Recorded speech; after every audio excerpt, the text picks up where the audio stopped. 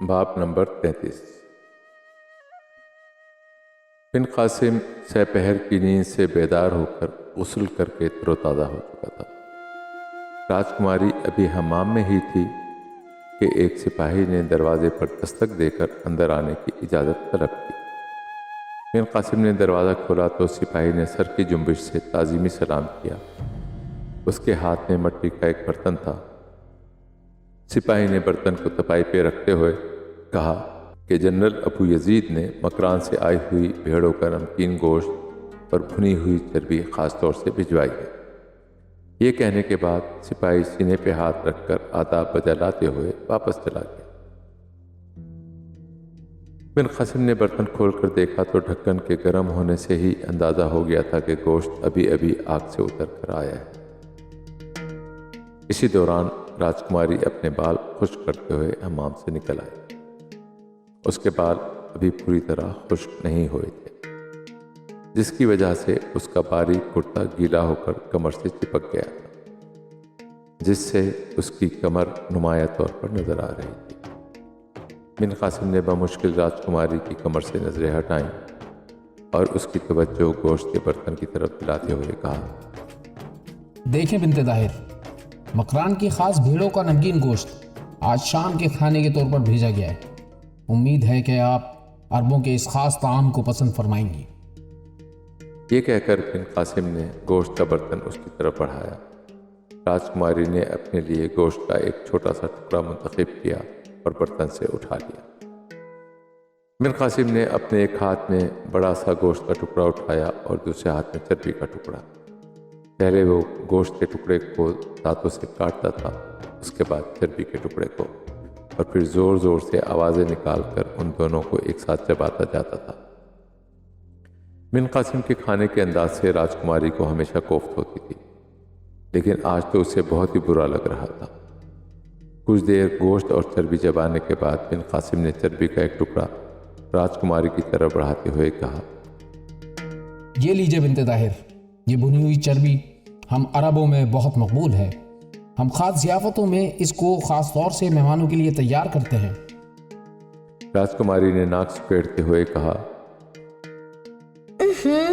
ایک تو اس کی بو مجھے پسند نہیں، دوسری بات یہ کہ نہ میں گھڑ سواری کرتی ہوں نہ ہی شمشیر زنی کی مشقیں۔ اگر اس چربی کو کھا بھی لوں تو اسے میرا شریر ہضم نہیں کر سکے گا۔ ویسے بھی مجھے اس کی مہک اچھی نہیں لگ رہی۔ تم شوق سے کھاؤ، ابھی تمہارا جسم نشوونما کے مرحلے میں ہے، اس کارن تمہیں اس کی ضرورت ہے، مجھے نہیں۔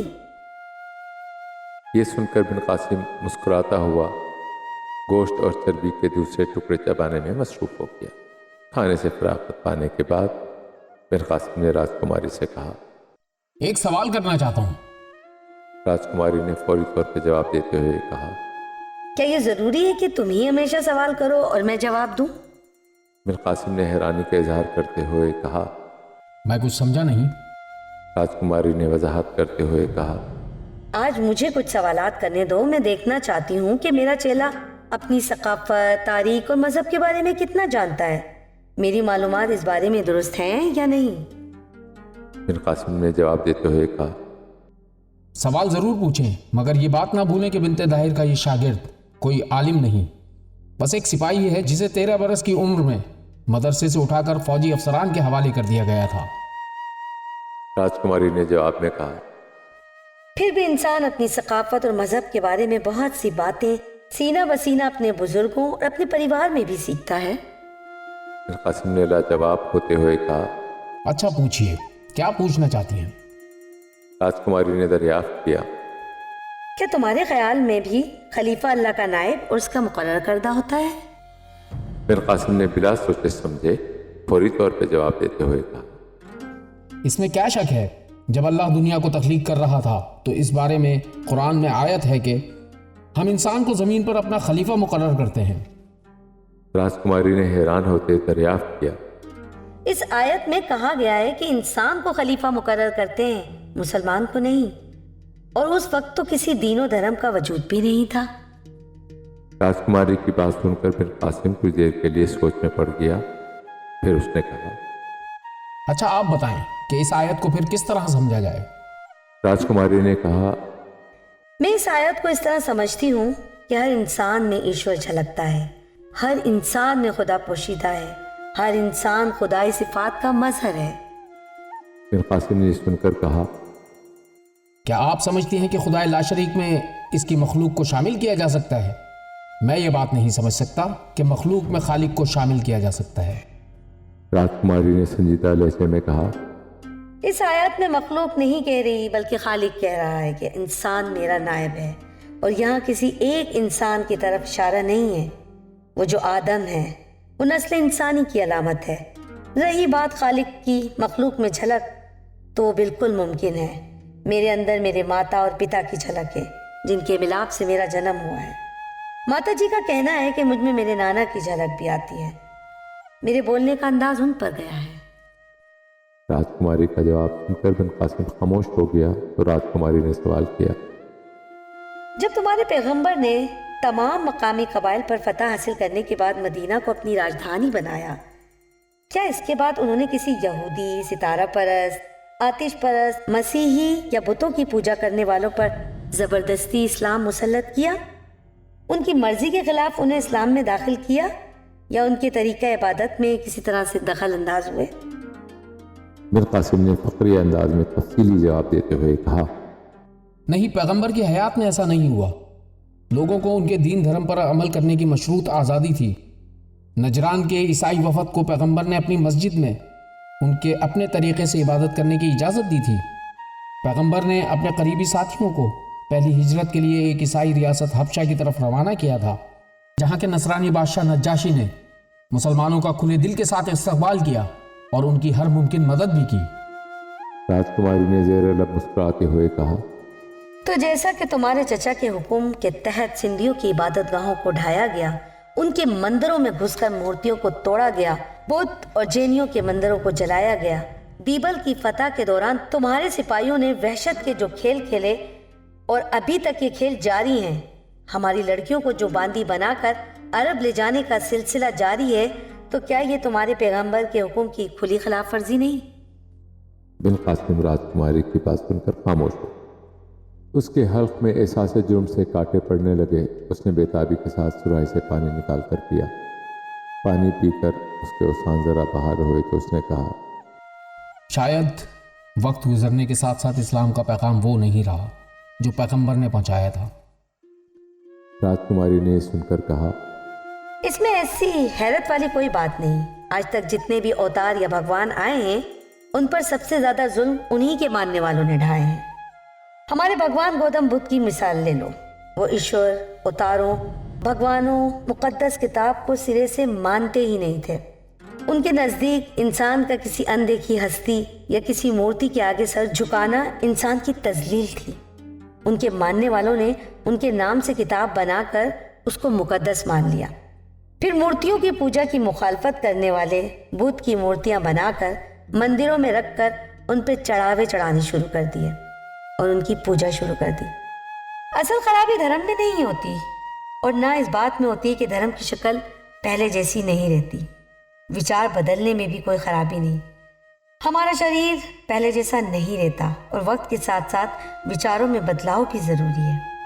خرابی تب ہوتی ہے جب دھرم کو راجنیتی حاصل کرنے کے لیے استعمال کیا جائے، جب کسی حاکم کو دھرم کے سہارے طاقت حاصل کرنے کا نشہ لگ جاتا ہے، تو پھر اس طاقت کو حاصل کرنے کے لیے بے گناہ انسانوں کے خون کے دریا بہانا ثواب کا کام ہو جاتا ہے۔ تم زیادہ گہرائی میں جانے کے بجائے اپنے چچا حجاج کی مثال لے لو۔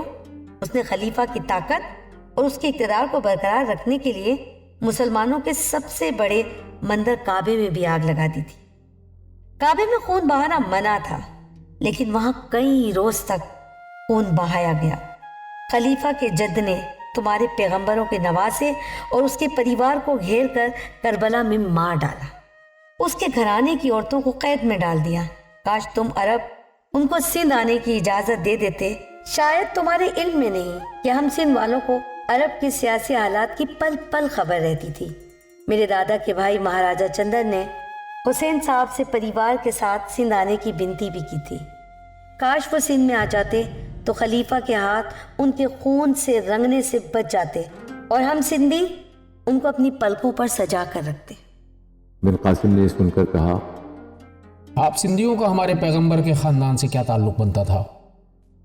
راجکماری نے جواب میں کہا، سندھ نے ہمیشہ پیغمبروں، اتاروں اور بھگوانوں کا احترام کیا ہے۔ یہ وہ دھرتی ہے جو جینیوں کے تیرتھنکروں کو مرغوب ہوئی، جہاں بھگوان بدھ کو احترام ملا۔ حسین یہاں آ جاتے تو جیسے بدھ کو سندھ والوں نے بھگوان مانا، ویسے ہی حسین بھی سندھیوں کے بھگوان ٹھہرتے۔ بن قاسم نے راجکماری کے جواب میں کہا، شاید آپ کو معلوم نہیں کہ حسین خلافت کے مخالف تھے اور انہوں نے خلیفہ سے بغاوت کی تھی۔ راجکماری نے بن قاسم کو ٹوکتے ہوئے کہا، تمہاری بات غلط ہے، حسین خلافت کے مخالف نہیں بلکہ یزید کی خلافت کے مخالف تھے۔ یزید ان سے بیعت لے کر اپنی حکومت کو دوام بخشنا چاہتا تھا، حسین بیعت پر تیار نہ تھے۔ سیاسی اختلاف کا یہ مطلب نہیں ہوتا کہ مخالف کے سارے خاندان کو مٹانے کی کوشش کی جائے۔ میرے پتا مہاراجہ داہر کو بھی کچھ قبیلے نہیں مانتے تھے، لیکن پتا جی نے کبھی ایسا نہیں سوچا کہ اس قبیلے کی نسلیں مٹا دی جائیں، اور حسین کوئی عام انسان تو تھے نہیں، تمہارے پیغمبر کے سب سے چہیتے نوازے تھے۔ بن قاسم کا حلق پھر سے خشک ہو گیا، اس میں کانٹے پڑنے لگے تھے۔ اس نے دوبارہ پانی پیا اور سر نہوڑا کر بیٹھ گیا۔ راجکماری کو اس کی سسکیوں کی آوازیں آنا شروع ہوئیں تو اس نے بن قاسم کے بالوں میں پیار سے انگلیاں پھیرنا شروع کر دیں۔ اس نے کچھ دیر بعد سر اٹھا کر التجا کرنے والے انداز میں کہا، میں بری طرح برائی کی طاقتوں کے بیچ پھنس چکا ہوں، میری مدد کریں بنت داہر۔ ظالموں کا سردار کوئی غیر نہیں، میرا چچا حجاج بن یوسف ہے۔ وہ مقدس شکل و صورت میں ایک شیطان ہے، اس شیطان نے مجھ یتیم کو پالا ہے، مجھے بچا لیں بنت داہر، میں احساس جرم کی شدت سے پاگل ہی نہ ہو جاؤں۔ اب آپ نے میرے ضمیر کو جگا ہی دیا ہے تو مجھ پر کرم بھی کریں، شاید آپ کی محبت ہی مجھے پاگل ہونے سے بچا سکتی ہے، مجھے ان ظالموں کا اعلی کار بننے سے بچا لیں بنت طاہر۔ بن قاسم کی آہو پکار سن کر راجکماری نے اس کے سر کو اپنی باہوں میں پناہ دے دی۔